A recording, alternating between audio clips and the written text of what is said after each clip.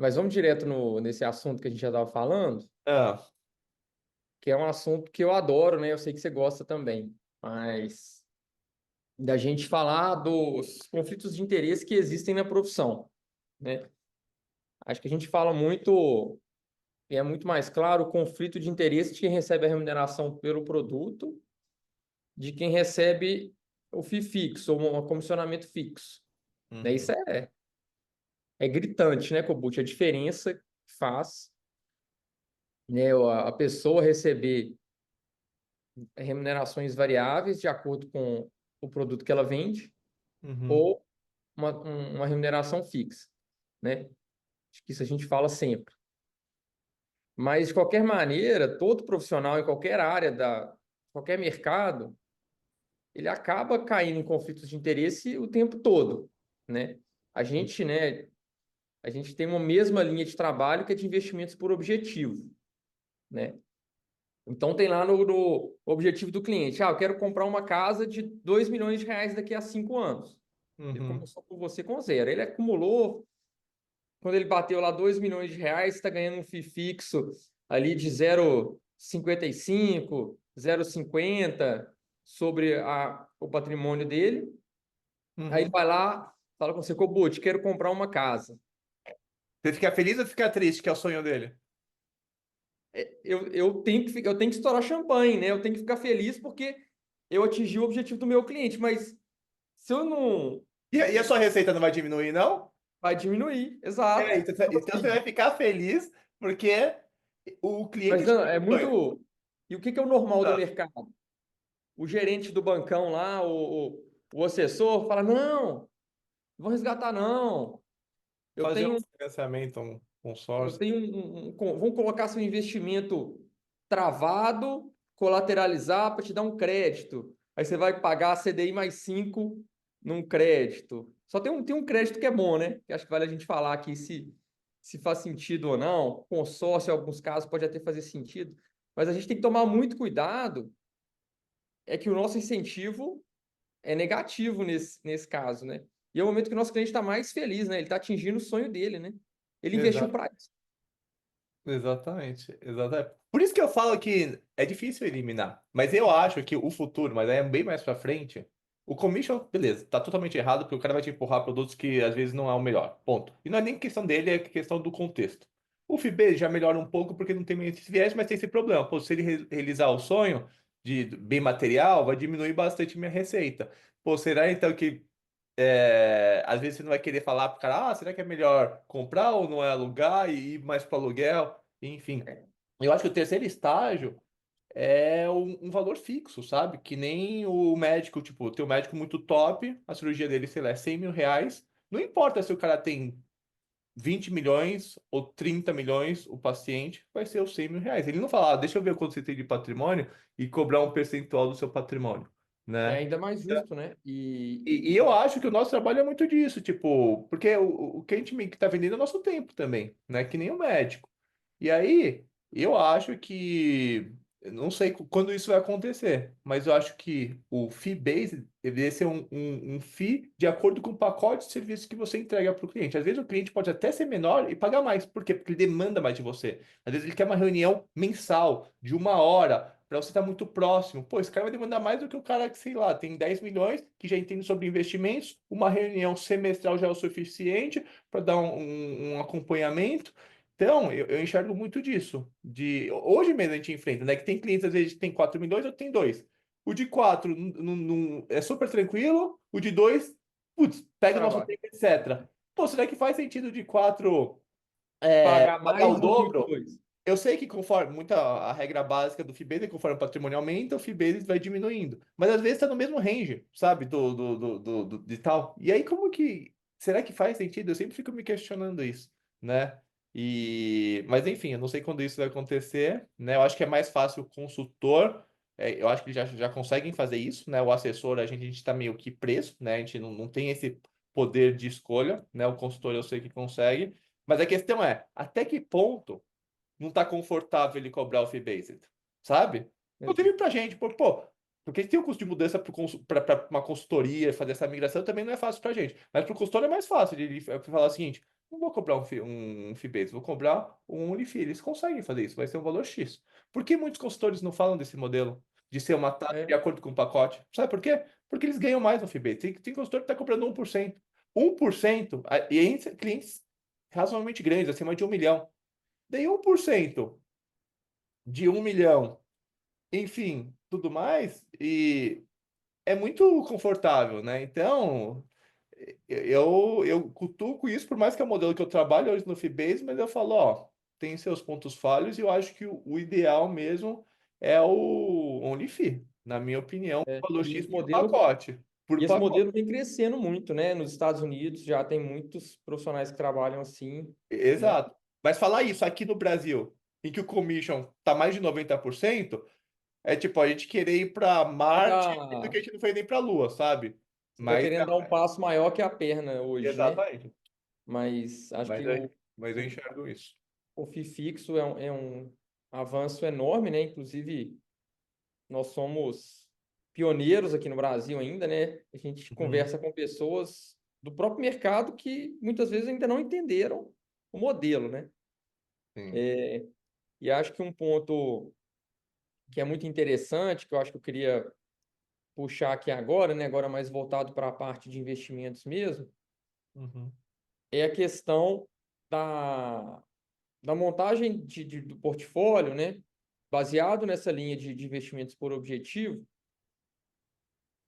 e como isso muda totalmente a alocação, né? Daquela alocação tradicional de bancos, alocação tradicional, né, de mercado, que tenta colocar todo mundo num pacote, né, Kobuchi? Que fala, ó, você tem um cliente moderado, o conservador, o moderado e arrojado, né? Eu falo com meus clientes, olha, se você precisa de uma reserva de emergência, dependente se você é conservador, moderado, arrojado, a alocação é idêntica do milionário, do ultra high, do Elias e de uma pessoa que está fazendo o primeiro aporte da vida dele, né? Concordo.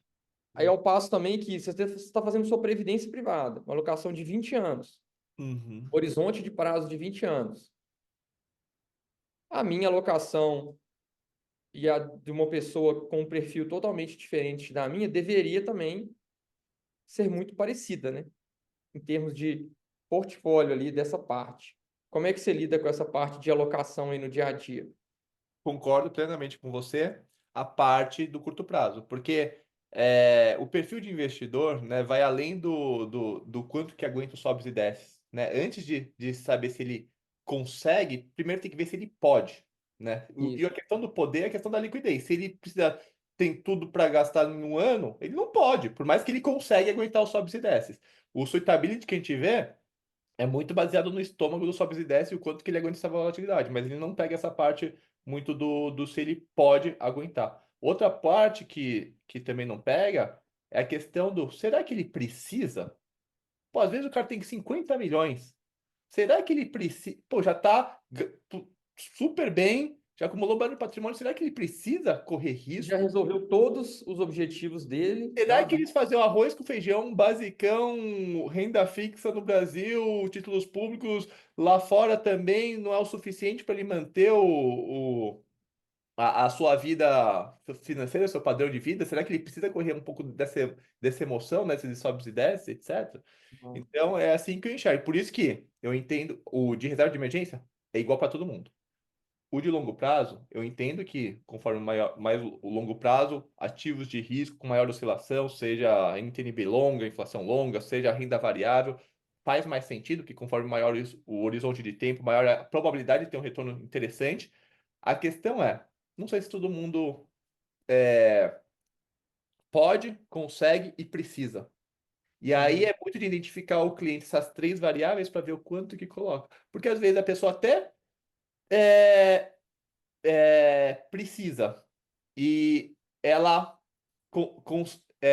ela precisa, mas ela não consegue, ela não aguenta os sobes e desces. Ela vai tomar Sim. uma decisão errada. Então, por mais que eu acho que o nosso papel é passar um pouco da educação financeira, explicar, né, mostrar as janelas móveis, ó, com janela de 5, 10 anos, a probabilidade de ganho é maior, mas tem que aguentar, meio que você abre mão um pouco da estabilidade da linha reta para ter um retorno maior e 90% das vezes, numa janela de, sei lá, 10 anos, traz um retorno positivo. A gente tenta apresentar números e dados para tornar a pessoa mais tranquila.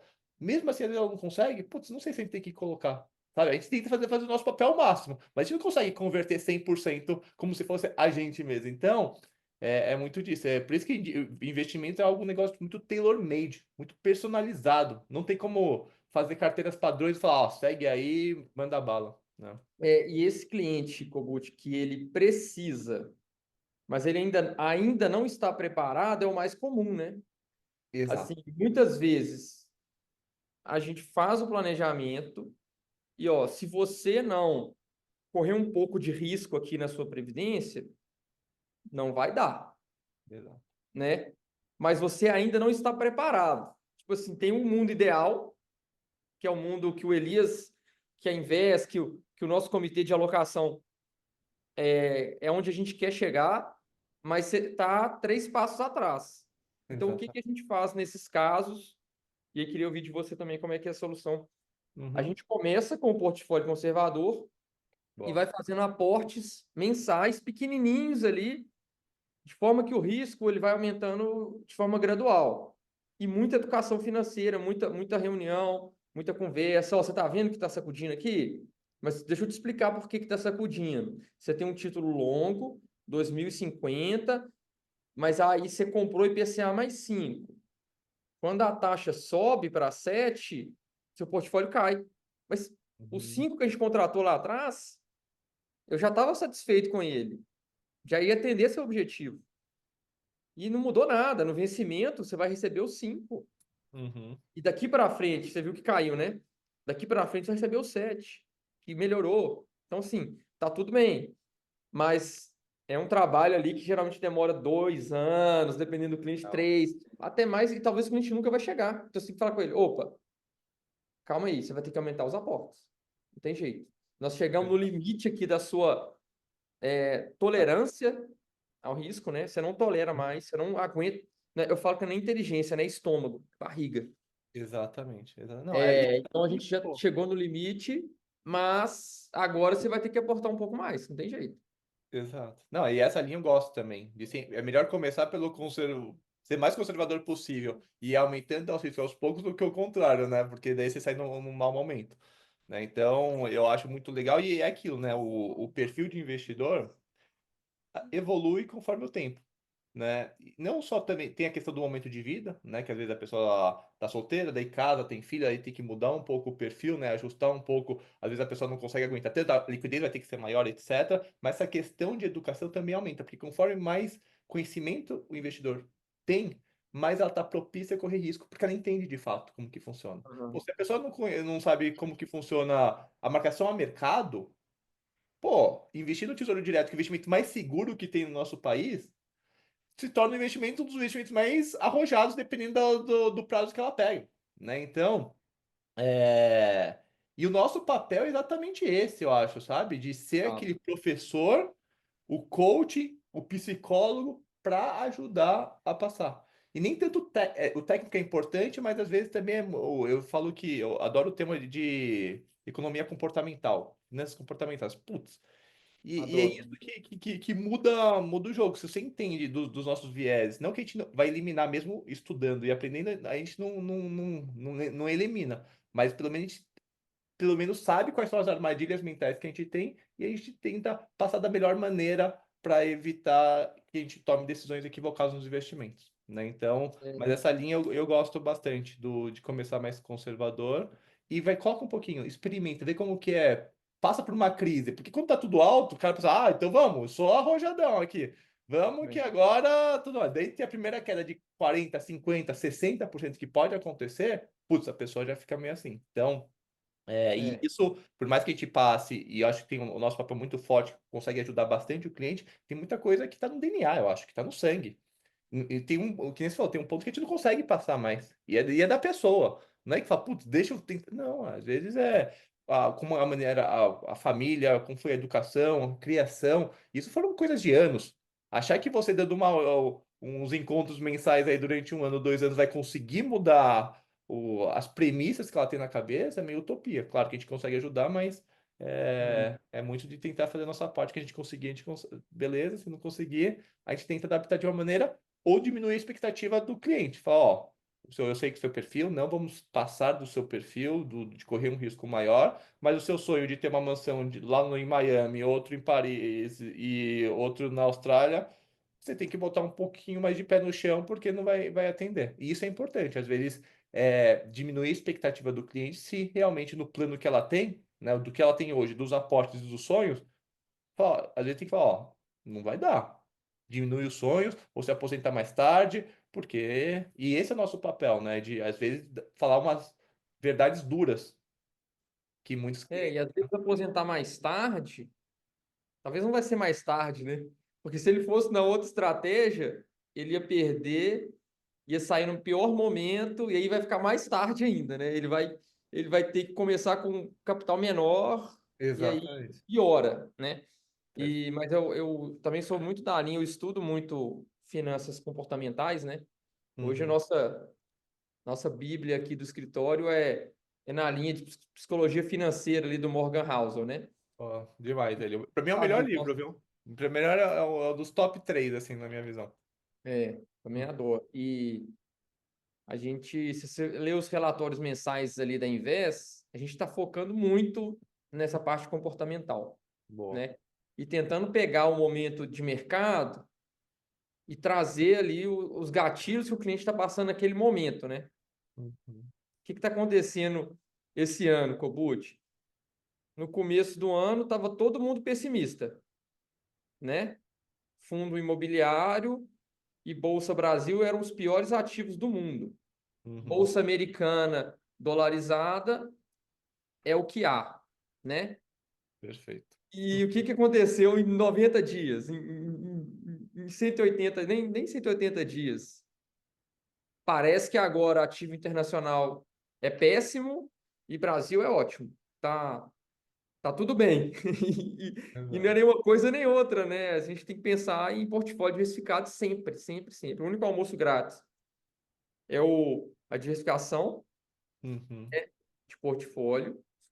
E o almoço grátis tem um almoço grátis tributário ali também, que a gente fala muito que é economia de imposto de renda para quem tem, né, renda tributável. Tudo que é economia fiscal, muitas vezes é almoço grátis também, né? Então a gente acaba focando muito no que a gente consegue controlar, né? Perfeito. E vamos trabalhar com o portfólio diversificado mesmo. E eu não quero Exato. acertar a bola da vez. Eu não consigo, eu não tenho essa capacidade.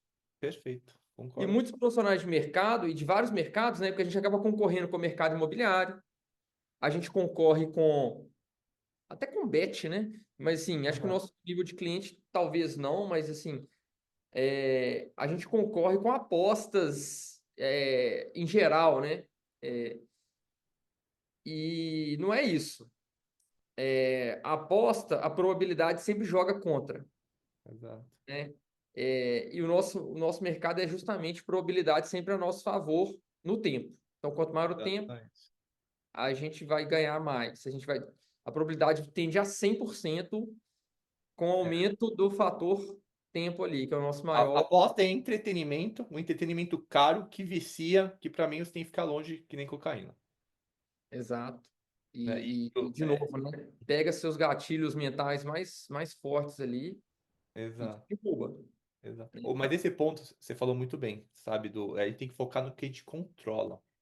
E isso é muito forte, porque o que a gente controla?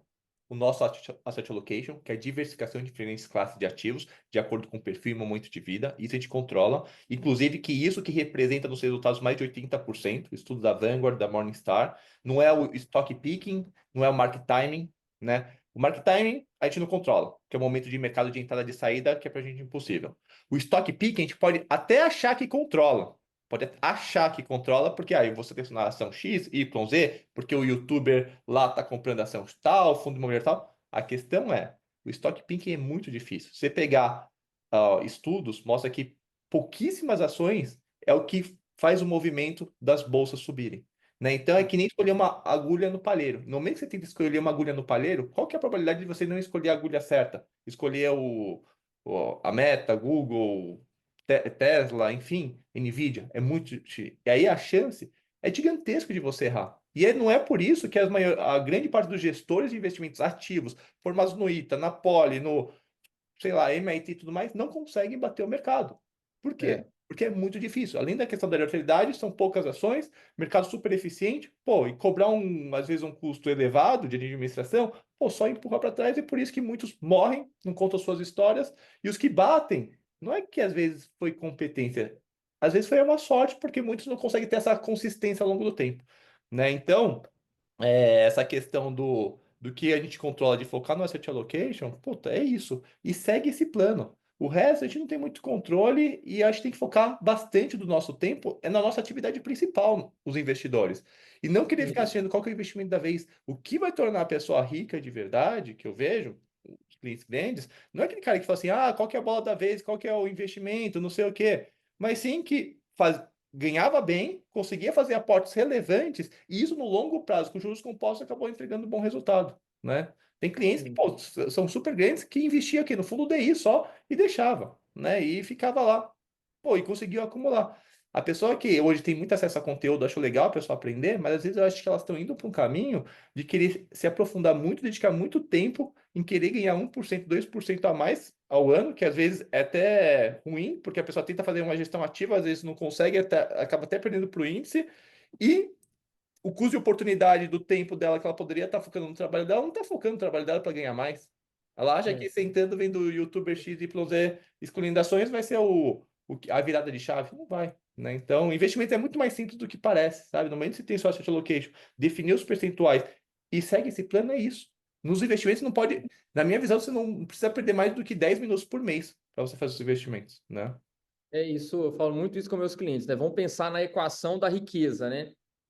Que é montante, ou seja, o quanto que você conseguiu aportar, né? Vezes, né, uma rentabilidade elevado a tempo. Uhum. Então, primeiro, qual a variável que a gente mais tem que focar aqui? É a última, é o tempo, que é exponencial na equação, né? Uhum. E o que que a gente consegue controlar mais, assim, e mudar mais o jogo?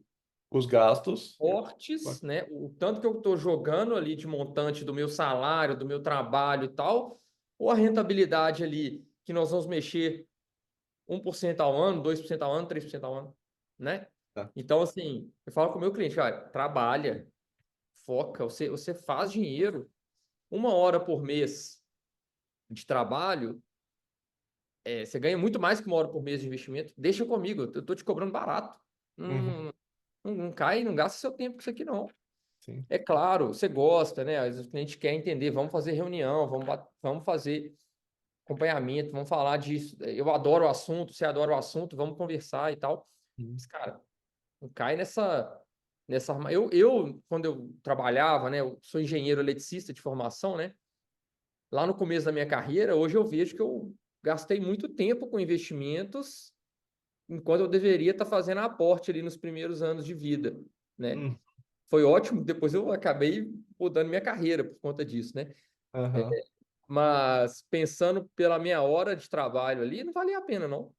É, não, tem razão, tem razão. E Essa a, questão do tempo, só complementando, hoje dificilmente eu falo de mercado com os clientes. Por quê? Porque não vai mudar a alocação. O que vai mudar a alocação é se muda o momento de vida do cliente e o perfil do cliente, algo de dentro para fora. Mas o que está acontecendo no mercado, se ele está subindo, está descendo, etc., mas se já está montado o asset allocation, nada muda. Entendeu? Então, inclusive, teve um evento do Itaú a semana passada, falou. Ó, os assessores lá nos Estados Unidos falam de investimentos, não sei o quê, 18% do tempo. O outro restante, 80 e cacetada do tempo, fala o quê? Sobre os planos, sobre os objetivos da pessoa, etc. E muito pouco do mercado de investimento em si, né? Então, não, e tem um escopo aí que ainda é muito mais abrangente do que isso, que eu acho que vale a gente falar agora, que é do nosso trabalho como planejador financeiro mesmo, né? Somos assessores de investimento, né? Vinculados ali à XP, mas nós temos a certificação de planejador financeiro, é nossa abordagem, nossa linha de trabalho, muda o jogo. O que isso muda o jogo? Totalmente na relação com o cliente. Nós estamos falando aqui agora, né? Identificamos um cliente que ele deveria ter um perfil de risco maior, mas ele não pode. Ele não Uhum. consegue. Ele não tem tolerância. Então, ao invés de te aposentar com 65 anos, ele vai aposentar com 70, 75, porque ele não tolera aquele risco. Uhum. Então, o que a gente tem que fazer? Vai, vamos olhar seu patrimônio imobilizado aqui.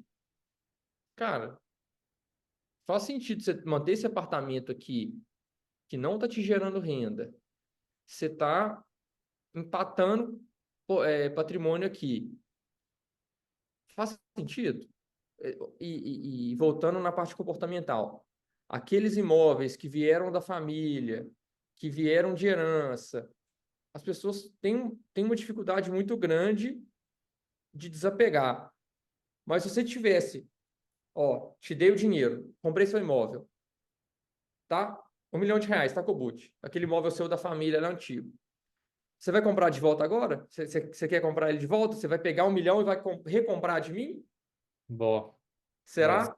não Então, vai. assim, e aí quando a gente entende, né, que o nosso escopo é muito mais abrangente, a gente resolve a vida financeira do cliente, às vezes com a solução fiscal. Pô, o cara tá pagando muito imposto de renda. E não é o trade-off mais risco, mais retorno, só tem ganho.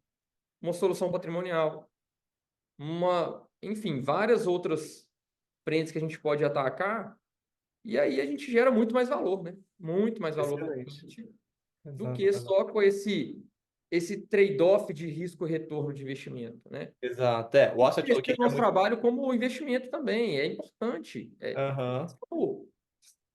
Como é que quando você abre o leque, né, você fala, putz, tem muita oportunidade para melhorar. E eu dou muito pitaco. Você dá pitaco na vida do cara, para, pô, vende esse carro e Ó, sai é, dessa, para com isso. Seu objetivo eu tenho um cliente que o objetivo dele é morar na praia, tá? eu sempre procuro dar pitaco, mas eu sempre faço a ressalva. Eu tenho um conflito de interesse, porque conforme maior o seu patrimônio em investimentos, mais eu vou estar ganhando aqui.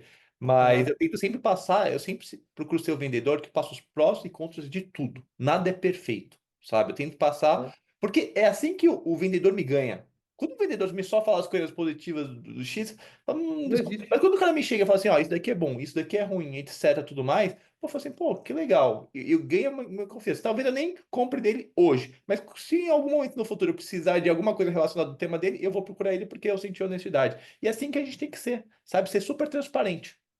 Né? E eu procuro dar esses pitacos, por mais que eu tenha um viés muito forte para os investimentos financeiros, né? É por onde eu ganho, mas eu também tenho uma visão muito minimalista das coisas, de querer fazer mais com menos, ter menos dor de cabeça, menos estresse. E quem tem imóvel sabe que, beleza, pode ser uma maneira de diversificar, ganhou muito dinheiro lá no passado, etc., mas exige tempo. É, dor de cabeça, inquilino que às vezes fala que precisa fazer manutenção, pô, reforma, etc.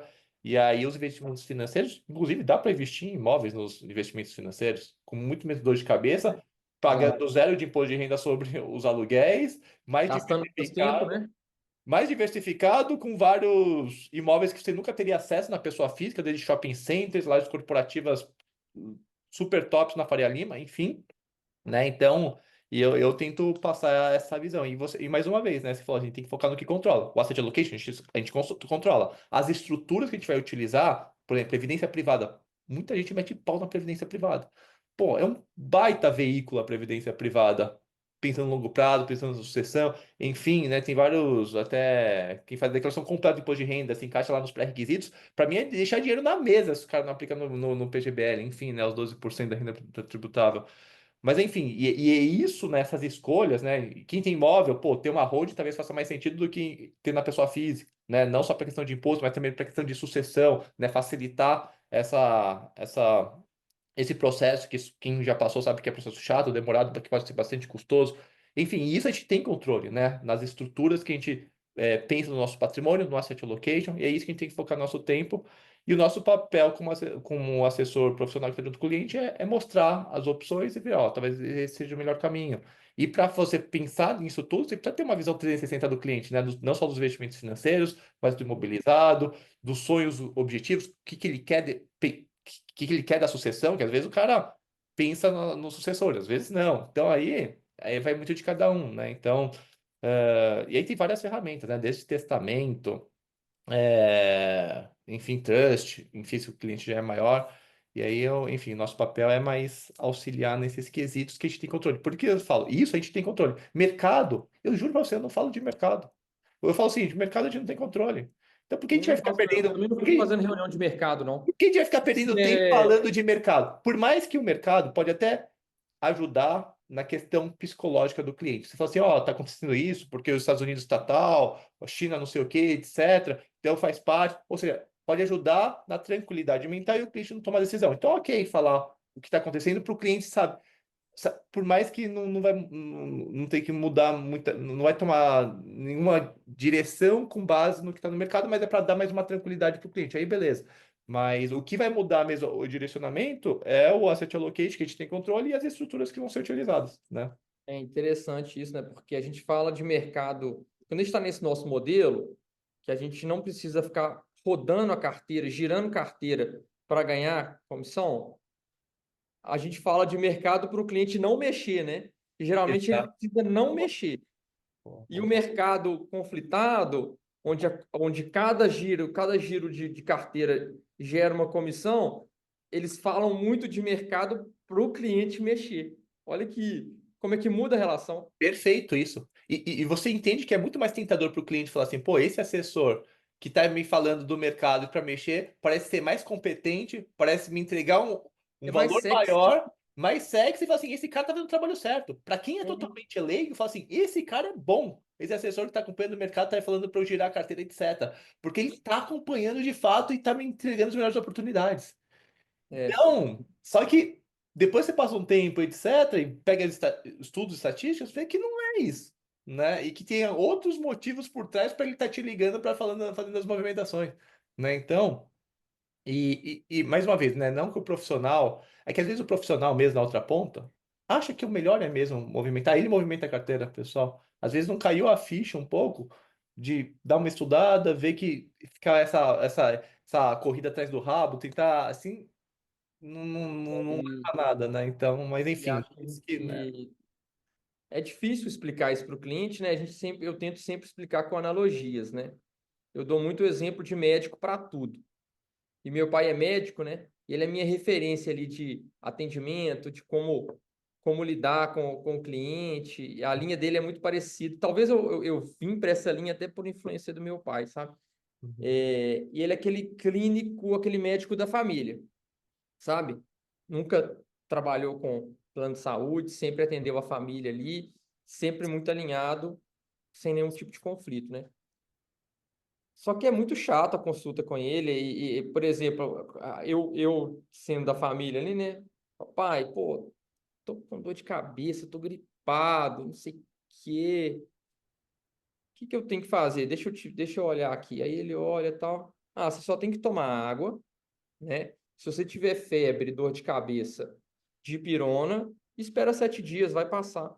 Pai, mas tô com o nariz ruim, tá me incomodando. Cara, não tem que fazer nada, você tem que esperar, entendeu?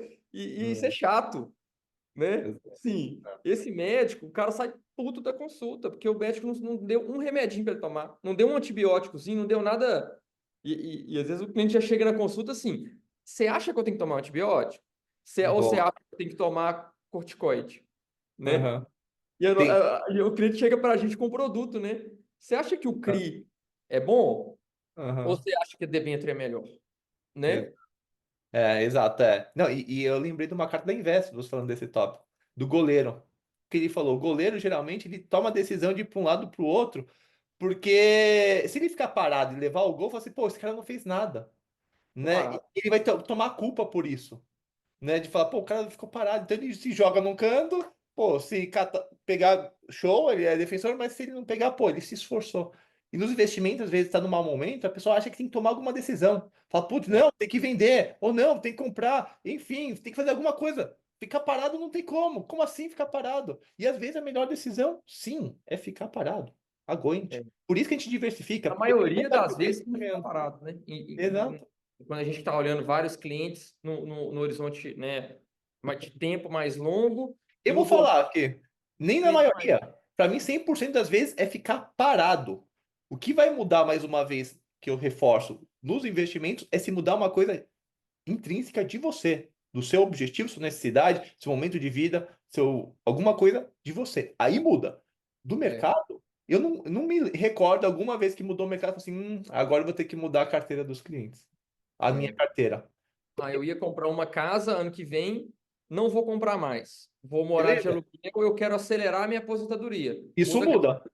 Isso muda. Mas não é coisa do mercado. Não é porque o mercado desabou. Ah, se a bolsa mundial desabar 50% porque tem uma nova pandemia, o que eu vou fazer na minha carteira? E dos clientes? Nada.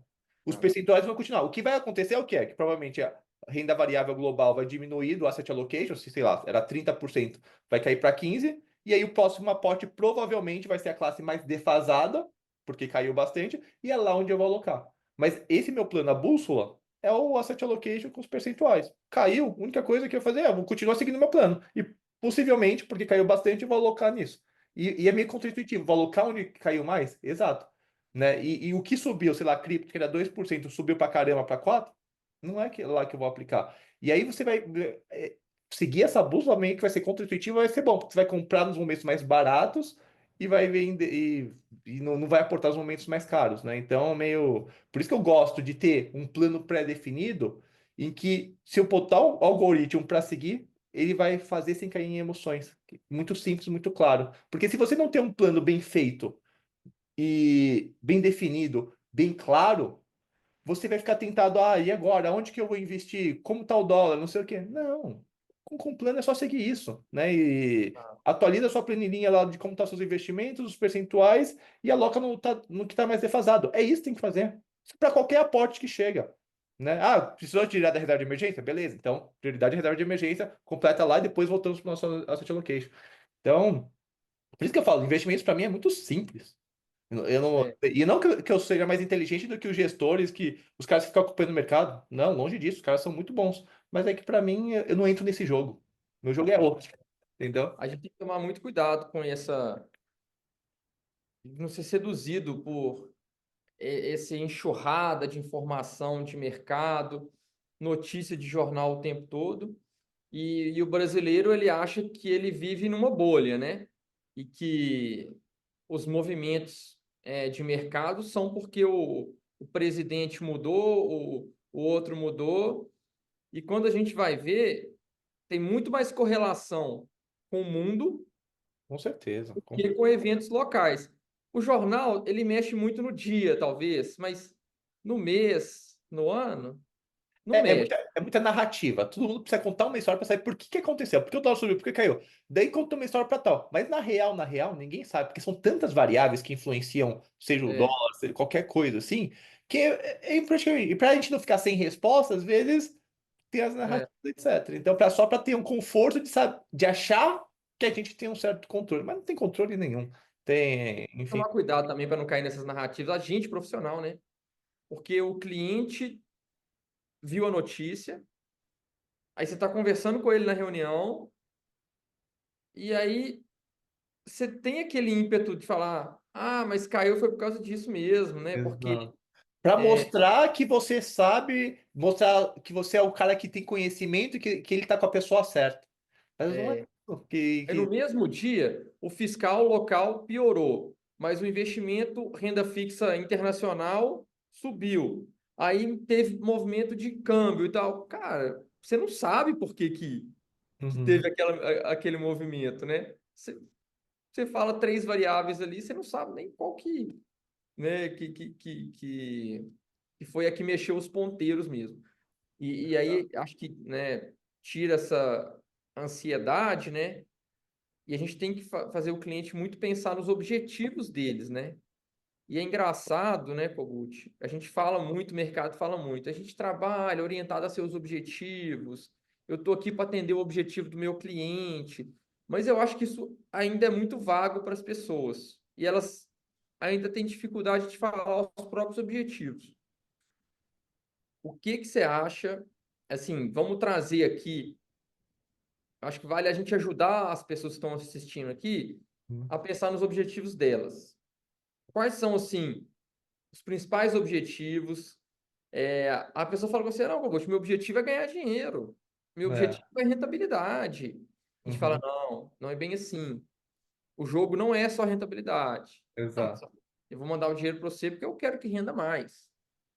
Mas quais são os principais objetivos que praticamente todos os seus clientes têm e que todo mundo deveria pensar neles? Essa daqui eu tô bem treinado, poderia trabalhar com vocês aí no escritório. Dois principais: reserva de emergência, liquidez e aposentadoria e independência financeira.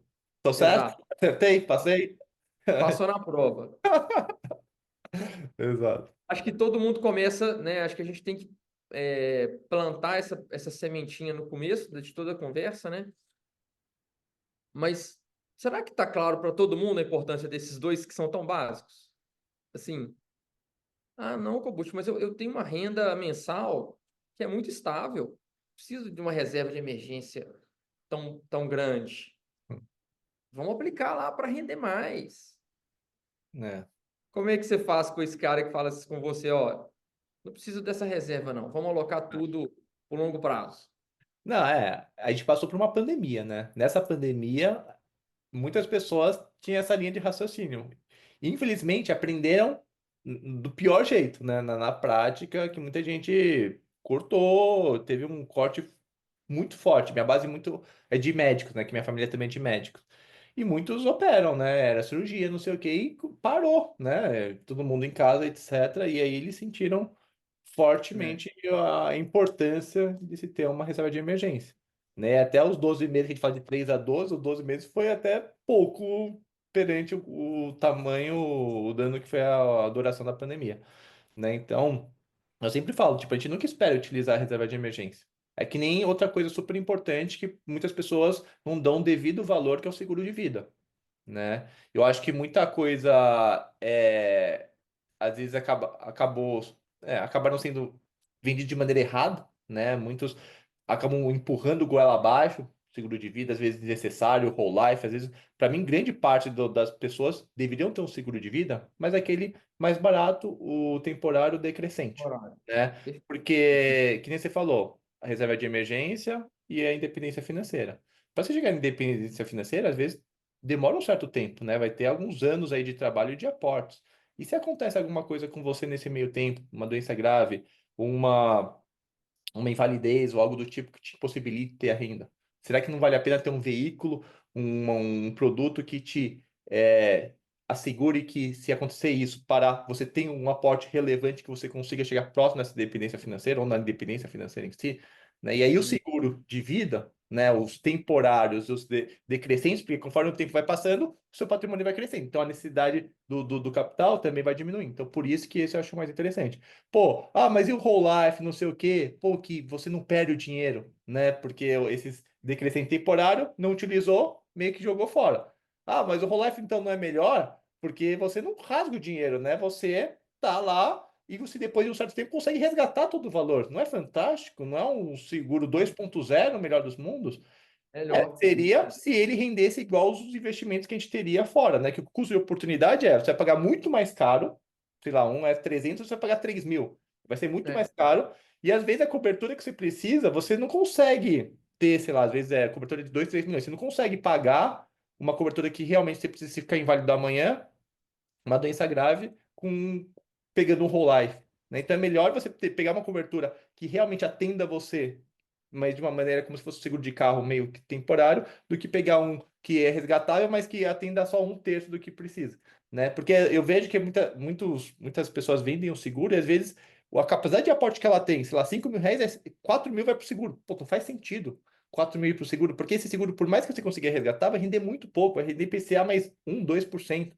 Então, o custo de oportunidade no longo prazo é gigantesca, né? Então, por isso que eu prefiro ser o mais barato. Essa diferença, né, do mais barato para o mais caro, você investe, E aí sim, você vai ver que no longo prazo tende a trazer um melhor resultado, né? Só que às vezes é difícil para a pessoa, pô, mas se eu tivesse um seguro de carro que me devolvesse o valor, eu gostaria. Sim, é tentador, mas o custo de oportunidade da rentabilidade que você está deixando de ter no tal é grande, né? Então é isso que eu tento fazer.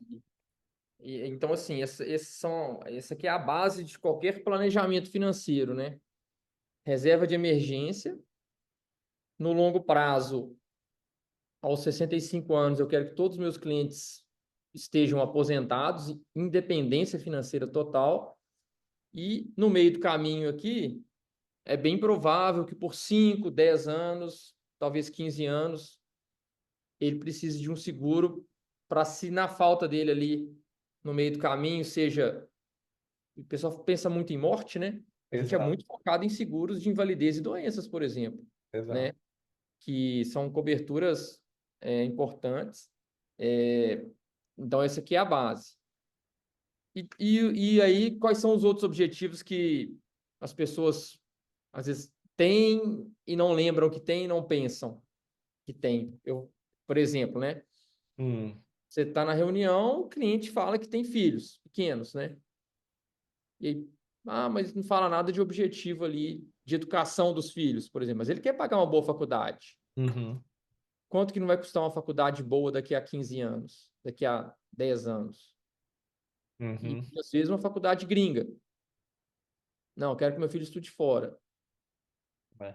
E aí a gente sempre provoca essas perguntas para puxar esses objetivos. E é muito comum também que ele tem um padrão de carro, ele sempre troca de carro a cada 3 anos, a cada 5 anos, né? Então, assim, se isso fica fora do plano, a gente acha que ele tem uma capacidade de poupar maior do que de fato ele tem. Mas a cada 3 anos ele troca de carro, então a gente Entendi. vai ter menos É. dinheiro, menos aportes para trabalhar, né? Então a gente tem que conseguir mapear tudo que ele tem de objetivos ali e muitas vezes ele não lembra ali quando a gente pergunta de falar, né?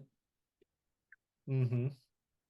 E Quais total. outros você acha que são comuns? Troca de casa é muito comum, né? Ah, eu não sei não, viu? E eu só troco de casa. Hoje eu tô no meu estúdio aqui, mas eu só troco de casa quando eu casar, ter filho e também nunca mais vou querer trocar. Eu odeio trocar de casa, mudança, putão, eu acho um saco. Mas Não, claro. eu também, mas assim, é um objetivo comum dos clientes, né? Ah, eu hum, quero uma casa bacana, quero uma casa melhor. Exato, é. Tem essa também. Às vezes morar fora, às vezes o pessoal. O Brasil tá complicado. Saiu ontem um negócio do IOF lá que preocupou, assim, sabe? De subir quase 10 vezes o custo para fazer uma remessa. Pô, quem me garante que depois o Brasil não vai colocar um limite de mandar dinheiro para fora? O Brasil não é um país assim que É. tem muita insegurança jurídica, até mesmo segurança do dia a dia, né, de assalto, e tudo mais, sequestro, tudo mais. Então, às vezes muita gente acaba cogitando de morar fora mesmo, né? E aí, se pensa em morar fora, com certeza tem que ter uma parcela fora do país, uma moeda forte, né? O pessoal que quer morar daqui 5, 10 anos, pô, ter 90% aqui no Brasil, eu acho pouco. Tem que botar mais lá para pensar nesse objetivo lá de fora, né? Então, E a alocação, né? Esses objetivos, né? Que vão acabar cascateando para um investimento internacional como solução, né? uhum, É, como é que é seu portfólio internacional hoje? E aqui nós estamos falando de dois fatores de risco que a gente quer fugir nesse objetivo, né? Um é da moeda, né? sim. Aqui acho que as pessoas têm mais clareza da importância de investir parte do dinheiro delas em moeda forte, que o dólar no longo prazo vai, vai te proteger pela inflação, né? Sim. Pelo menos isso. Você E pegar é os bom. últimos 10 anos, Uhum. o CDI foi igual ao dólar. Então, Aham. olha que loucura. Mas tem um outro fator aí, que é a questão da alocação mesmo em mercados que a gente não tem acesso no Brasil. Boa. E a gente acha, né, de novo, a gente acha que a gente mora numa bolha, a gente conhece aqui renda fixa, renda variável e tal. Só que Brasil representa 2% Sim. da economia do mundo, né? Então, assim, 98% de tudo tá fora daqui, né? Então, aí o cliente vai, abre a conta lá fora e investe num bonde brasileiro. E isso para mim não faz sentido nenhum. Isso para mim para mim Que isso é loucura. surreal. Eu sei que eu conheço, mas putz, só tá diversificando na moeda, né? E a moeda, como você falou, a nossa moeda que é volátil, não é o dólar, né? E além no longo prazo o dólar tende a valorizar, porque a inflação lá é bem menor do que aqui, é bom na carteira de investimentos porque tem baixa correlação com os demais ativos que a gente tem aqui, né? Então essa questão da correlação é fundamental, né? De ter ativos de baixa correlação que um sobe, o outro desce, e isso diminui o risco da carteira, né? E essa parte de ter um oceano gigantesco lá fora com muito mais oportunidades é nítido, né? Então, por isso que eu falo, eu tenho na minha carteira pessoal cerca de uns 40% fora, e ainda acho que é pouco. Muita gente fala, nossa, mas como você é arrojado 40% fora? Na verdade, qualquer gringo que olha minha carteira comparado com dos brasileiros, que sei lá, a média não chega nem 10%, vai falar que eu sou muito mais conservador do que os caras, assim, né? Então é muito. Você é mais conservador, né? Exatamente, eu tô sendo mais conservador. Tá? Por quê? Porque eu tô investindo fora do país, uma moeda forte, saindo do risco do país emergente que é o Brasil. Né? Então, e isso eu também gosto de pontuar, de investir fora do Brasil, porque eu sei que a gente tem algumas coisas, e isso vai contra os meus interesses, porque o fee-based é sobre os ativos que estão no Brasil, e aí aqui no Brasil a gente pode investir em fundos internacionais, que acompanham o dólar, a gente pode investir em ETFs, que acompanha também lá, e eu tá ganhando FIBES aqui. Mas eu acho importante, como eu compartilho a minha carta de investimentos e faço para mim, de ter uma parcela fora de fato do país, do risco do país. A gente nunca sabe o que vai acontecer, né? Então, ontem, que nem eu falei do IOF, que pô, o cara deu uma canetada, subiu 10 vezes o custo do IOF. Agora recuou. Mas o que impede daqui a um ano subir para 25, colocar É, uma regra lá de limitar um certo valor? E eu não me sinto super seguro de ter todo o meu patrimônio no Brasil, tá? é. Ah, mas vamos investir num BDR aqui, no ETF. Tá, tá acompanhando os ativos lá fora? Tá acompanhando lá fora? Tá acompanhando a moeda fora? Tá, mas o dinheiro ainda está em reais no Brasil. E aí é uma visão pessoal minha, não me sinto muito tranquilo em relação a isso depois que eu vejo notícias como a de ontem, né? Então, mas aí é muito de cada um. Tem gente que fala, quero simplicidade. Por mais que hoje abrir uma conta fora e dolarizar, você faz em 3 cliques. Antes era muito difícil, era muito burocrático. Hoje, 3 cliques já consegue fazer, já ter a sua conta dolarizada. Tem que ter um ponto de atenção no imposto de sucessão. Se você tem um valor razoável, passou dos 60 mil dólares, dependendo do ativo, o imposto lá nos Estados Unidos pode ser alto, de 40%. Né? Então, mas passou de um certo valor, talvez valha a pena constituir um offshore para evitar esse imposto, né? Que daí a empresa não morre, só passa. Mas enfim, eu sinceramente eu não dormiria muito tranquilo se todo o meu patrimônio estivesse aqui no Brasil, por mais que eu tivesse alguns ativos atrelados lá de fora acompanhando o dólar, né? Enfim, é só um ponto de vista como eu enxergo um pouco essa alocação internacional, tá? Não, eu concordo, né? E parece que o internacional é muito arrojado, né? De novo, aquela visão de curto prazo, né? De ver a volatilidade do dólar. Mas, cara, pense em dólar. Eu preciso, eu quero ter 100 mil dólares lá fora um dia. Eu quero ter 500 mil dólares, né? Isso, para mim, é uma proteção, é uma segurança patrimonial. O cliente já tem 10 milhões de reais no Brasil, pegando o apartamento dele, o carro, a empresa, o investimento, ele já está todo alocado aqui nesse país, né? Uhum. Então, Exato. eu tenho uma cliente que ela sofre muito com a volatilidade do dólar e fica olhando rentabilidade em reais. Para Ah, de olhar o dólar, para de exato. olhar o câmbio. Qual que é a sua meta? Eu quero atingir uma proteção, né? Eu quero um seguro internacional, eu quero ter um patrimônio lá fora de 100 mil dólares, né? Uhum. E fora dessa jurisdição, e esse exemplo de ontem do que aconteceu com essa canetada do IOF, eu acho que traz muita clareza da importância de fato, sair dessa jurisdição aqui, né? Uhum. Colocar lá fora. E a gente, de novo, tem que tomar cuidado com os nossos incentivos, né, Kobuchi? Hoje a gente não cobra o FII do Não, internacional, né? a gente vai ganhar o câmbio e olhe lá. O cliente vai investir, sei lá, num ativo X e se segurar. Eu sou muito a favor dos ETFs. A Segurar. gente também, gestão passiva lá fora, ganha Mano, nada. e aí, a gente não tá ganhando mais nada. Sinceramente. E se eu falo que 30 e 40 é pouco, eu tô abrindo mão. se todo mundo se encaixasse com o meu perfil, mas claro que não é assim, de 40% da minha receita praticamente. 40%. E olha que conflito, né? Se você chegar hoje e conseguir explicar isso para sua base inteira, que é um pouco utópico, né? É. E migrar 40% de tudo lá para fora, você perder 40% de receita. Então, exatamente. E aí eu fico me perguntando, pô, por que eu faço isso? Porque é o que é o certo. E eu acho que em algum momento, se a XP começar a liberar o FIBES internacional, tudo certo. O que eu não acho certo é eu não falar de investir fora, e aí a XP libera o FIBES para o internacional e fala, clientes, vamos tirar o dinheiro do Brasil? Pô, É, foi total. O foco não foi no cliente. O foco foi exatamente pensando no seu bolso. Ah, agora que tem o FIBE, você vai falar do negócio, sabe? Então tem que tomar um certo cuidado. Por que eu falo assim? É foco no cliente? É foco no cliente. É pensar o cliente como se fosse sua mãe e seu filho. O que que você faz? é. É isso. Considere esse Esse cara. exercício ajuda demais, simplifica muito, né? Exato. Cara, Pô, se é isso, é melhor para ele, é isso que você tem que falar. Ah, vai diminuir a receita. Dani, é claro que para mim eu tenho a gente pelo menos tem uma vida mais tranquila, tudo mais. Mas pro cara que tem que pagar o leite dos filhos, que, pô, não tem um certo patrimônio, não sei o quê, é complicado, né? Então o Fibase, ele não consegue ganhar também logo no início um montante razoável. Ele tem que demorar um tempo para construir sua demora base, mais. etc. Então, por isso que eu falo, para ser um bom assessor, você tem que ter uma boa reserva financeira, porque senão a tendência de você cair nesses conflitos é grande. Eu falo que é um jogo de longo prazo, assim, os 2, 3 primeiros anos ali, cara, não é para ganhar dinheiro, não, é para construir base, para construir Exato, exato, relacionamento, e aí é um jogo de longo prazo, né? exatamente. Ô, Show. Kogut, acho que nós, né, chegamos no horário aqui. Queria agradecer muito seu tempo aí, seu papo foi ótimo.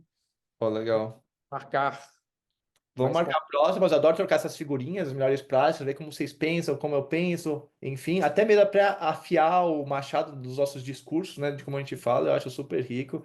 E, enfim, eu super acompanho vocês aí, super admiro o trabalho e vamos trocando figurinhas. é recíproco. A gente também, todo mundo aqui do escritório te acompanha ali Pô, valeu. e a gente admira muito a sua linha, a coragem, né, de questionar os modelos, os interesses, né? E acho que a gente tem que ter essa clareza. A gente tem que falar abertamente disso, né? Exato.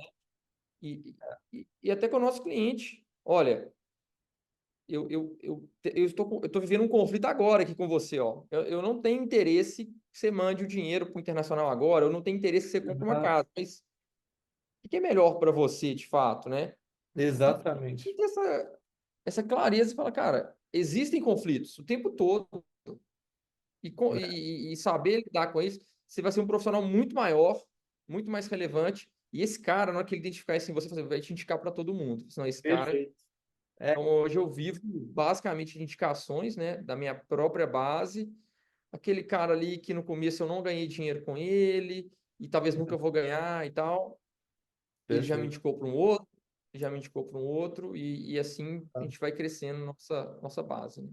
perfeito. E é isso. É confiança, né? A gente vende confiança. Então, e esse bate-papo que a gente vai disponibilizar, a gente não vê na internet, né? O cara sendo franco, assim, mostrando as fraquezas, etc. E eu acho putz, super legal. Como o cliente investidor, eu queria, pô, deixa eu ver um bate-papo real, franco, e não tipo, ah, agora tá gravando, deixa eu vestir aqui É, o meu papel aqui do cara corretinho, não sei o quê, que eu falar sou só a parte boa, maravilhoso. né? É aquele negócio que você falou Exatamente. do vendedor. Cara, Exato. todo Então, produto, todo serviço, né, tem os prós e os contras. A gente tem que achar o cliente ideal para aquele serviço e tal. Não dá para você só ficar adorando a pílula, né? Porque na hora que ele cair dentro do seu escritório, dentro do seu trabalho e ver a realidade, ele vai se frustrar, né? Então, assim, boa, eu excelente. quero cliente alinhado, quero cliente que sabe o que eu estou fazendo, né? Perfeito, show. Muito Kogut, obrigado. A gente vai se falando, então, obrigado, Thalias. viu?